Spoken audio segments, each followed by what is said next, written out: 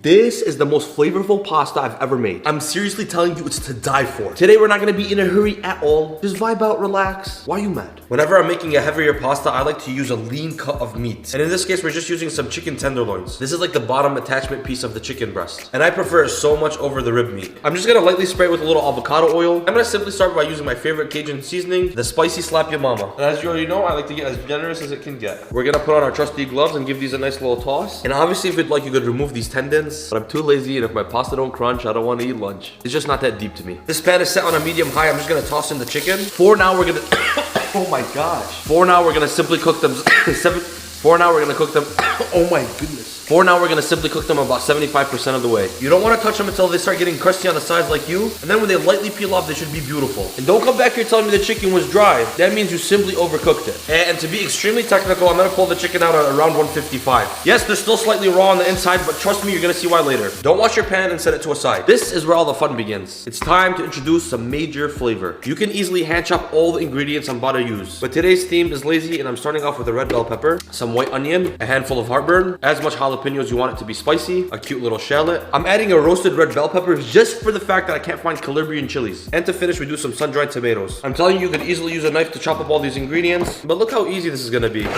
This is not a paste or a spread, so go nice and slow and just rough chop them.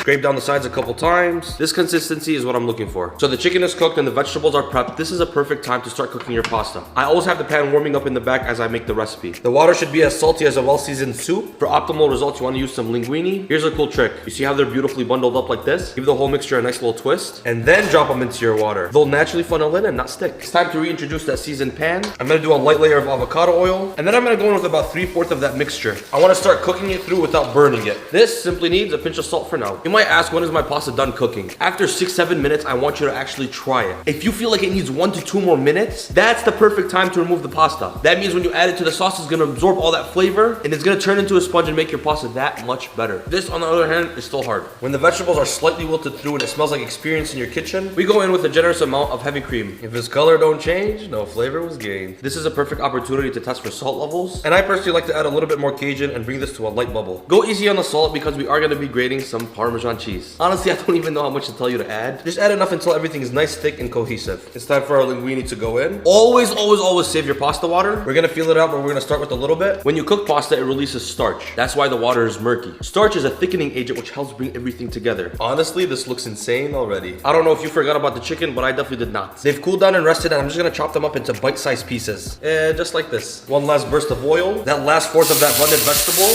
When they've lightly softened up and almost started caramelizing, I'm gonna add in that cut up chicken. Just a tiny bit of butter. Actually sensational.